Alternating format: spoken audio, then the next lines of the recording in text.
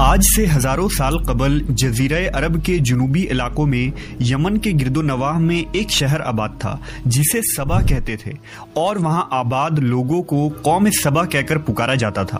یہاں کے لوگ نہایت ہی نعمتوں اور راحتوں میں تھے، ہر طرف لہلہاتی فصلیں اور پھل سے لدے درخت موجود تھے۔ مگر یہ قوم شرک میں مبتلا تھی اور سورج کی پوجا کیا کرتی تھی۔ جب وہاں کے بادشاہ شراجیل بن مالک کی موت ہوئی تو اس کی بیٹی بلقیس نے حکومت کی باغ دوڑ سنبھالی۔ بعض مورخین نے لکھا ہے کہ بلقیس کے والدین میں سے ایک جنات میں سے تھے، مگر اس نظریے کی کوئی واضح دلائل نہیں ملتی۔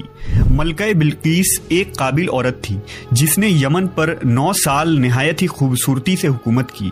دنیا کے بیشتر علاقوں میں جو تجارت ہوتی تھی وہ سبائیوں کے ہاتھ میں تھی، یہی وجہ تھی کہ یہ قوم نہایت ہی دولت مند تھی۔ مگر یہ وہ زمانہ تھا جب مشرق سے مغرب تک ایک عظیم موحد بادشاہ کی طاقتور حکومت اور جاہ و جلال کا ڈنکا بجتا تھا، جسے تاریخ میں سلیمان ابن داؤد کے نام سے جانا جاتا ہے۔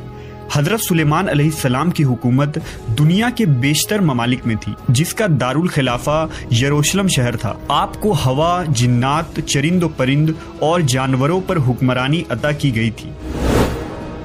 ایک دن کا واقعہ ہے کہ حضرت سلیمان علیہ السلام نے دربار لگایا تو جن و انس، جانور اور پرندے سب کے سب حاضر ہوئے، مگر ان کا چہیتا پرندہ ہدہد غائب تھا۔ آپ نے پوچھا ہدہد کہاں ہے؟ جب وہ نظر نہ آیا تو سلیمان علیہ السلام نے فرمایا اگر وہ اپنی غیر حاضری کی کوئی مناسب وجہ پیش نہ کر سکا تو اسے ذبح کر دیا جائے گا۔ ابھی یہ گفتگو ہو رہی تھی کہ ہدہد حاضر ہو گیا۔ پوچھا گیا تم کہاں تھے؟ ہدہد نے بڑے احترام سے جواب دیا، اے اللہ کے پیغمبر، میں اڑتے اڑتے ایک ایسے ملک پہنچ گیا جہاں لوگ شرک میں مبتلا دیکھے۔ وہ آگ اور سورج کی پوجا کرتے ہیں۔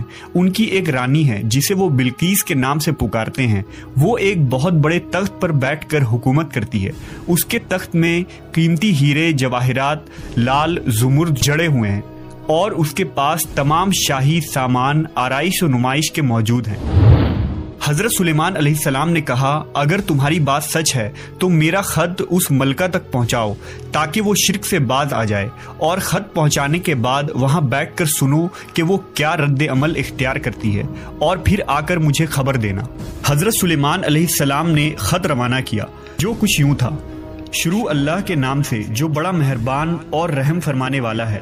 یہ عزت والا خط سلیمان ابن داؤد کی جانب سے ملکہ سبا بلقیس کی طرف ہے۔ جو ہدایت کی پیروی کرے اس کے لیے سلامتی ہے۔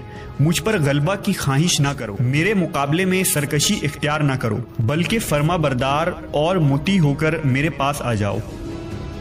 یہ خط دراصل ملکہ سبا اور اس کی قوم کی طرف دعوت اسلام تھی۔ ہدہد نے یہ خط لے جا کر ملکہ بلقیس کی گود میں گرا دیا۔ ملکہ کے دربار میں اس وقت 300 کے قریب سردار بیٹھے تھے۔ انہوں نے جب یہ خط پڑھا تو طیش میں آ گئے اور کہا کہ یہ ہماری توہین ہے، ہمیں اس کا سخت جواب دینا چاہیے۔ مگر ملکہ بہت سمجھدار تھی، اس نے انہیں سمجھایا کہ خط سے پتہ چل رہا ہے کہ یہ کوئی عام شخص نہیں، خدا کا کوئی پیغمبر ہے، لہذا ہمیں حکمت سے کام لینا چاہیے۔ اس نے کہا کہ میں حضرت سلیمان علیہ السلام کی طرف ایک تحفہ بھیجتی ہوں، اگر انہوں نے قبول کر لیا تو وہ بادشاہ ہے، میں اس سے جنگ کروں گی، لیکن اگر انہوں نے تحفہ قبول نہ کیا تو میں اس کی پیروی کروں گی کیونکہ وہ نبی ہے۔ ہدہد یہ ساری گفتگو سن رہا تھا۔ اس نے آ کر حضرت سلیمان علیہ السلام کو ساری بات بتا دی۔ حضرت سلیمان علیہ السلام نے جنات کو حکم دیا کہ شہر میں داخل ہونے والے راستے پر سونے چاندی کی اینٹوں کا فرش بچھا دیا جائے۔ راستے کے دونوں جانب سونے کی عجیب الخلقت جانور کھڑے کر دیے جائیں۔ وزراء اور عمال سلطنت کی تمام کرسیوں کو سونے کا کر دیا جائے۔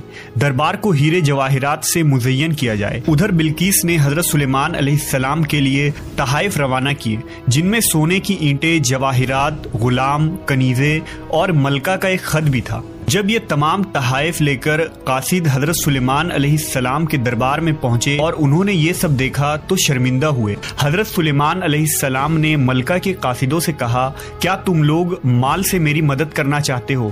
مگر دیکھ لو، جو کچھ اللہ نے مجھے دے رکھا ہے وہ اس سے بھی زیادہ ہے جو تمہیں دیا ہے، لہذا تمہارا تحفہ تمہیں مبارک ہو۔ اب تم اپنے تحائف کے ساتھ واپس جاؤ اور اپنی ملکہ سے کہنا کہ ہمارا انتظار کرے، ہم ایک زبردست لشکر لے کر آئیں گے۔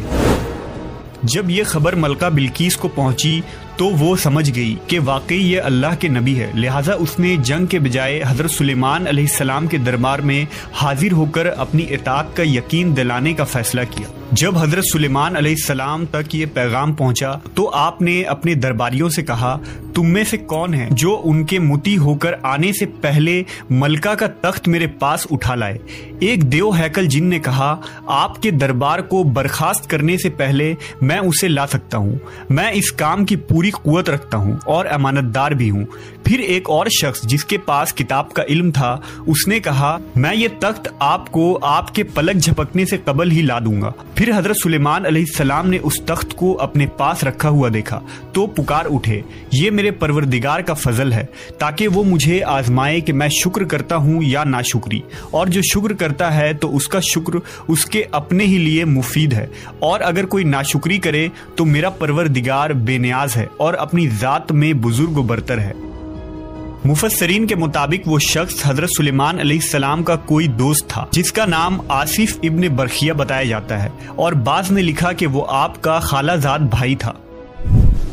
کہا جاتا ہے کہ اس تخت کی لمبائی 80 ہاتھ، عرض 40 ہاتھ اور اونچائی 30 ہاتھ تھی۔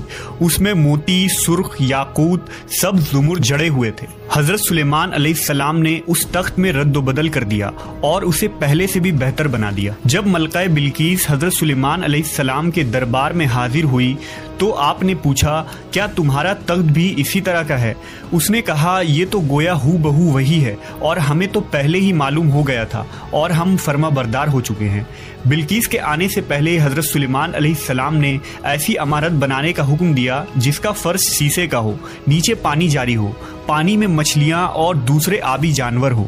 حضرت سلیمان علیہ السلام اس عمارت میں اپنے شاہی تخت پر جلوہ افروز تھے، اور شیشے کے نیچے سے پانی اپنی پوری آب و تاب سے بہہ رہا تھا، جبکہ اس کے اوپر شیشہ نظر نہیں آتا تھا۔ بلقیس کو اس محل میں لایا گیا۔ جب اس نے فرش کو دیکھا تو سمجھی کہ یہ پانی کا ایک حوض ہے، لہذا اپنی پنڈلیا سے کپڑا اٹھا لیا۔ سلیمان علیہ السلام نے کہا، یہ تو شیشے کا چکنا فرش ہے۔ تب وہ شرمندہ ہوئی اور بول اٹھی، اے میرے پروردگار، میں سورج کی پوجا کر کے اپنے آپ پر ظلم کرتی رہی ہوں، اور اب میں نے سلیمان کے ساتھ اللہ رب العالمین کی اطاعت قبول کر لی۔ لہٰذا بلقیس پر یہ ظاہر ہو گیا کہ جس طرح وہ شیشے کے صحن کو پانی کا لہریں مارنے والا گہرا حوض سمجھ بیٹھی، اسی طرح اس نے اور اس کی قوم نے سورج کی چمک اور دمک دیکھ کر اسے معبود اور خدا سمجھ بیٹھے۔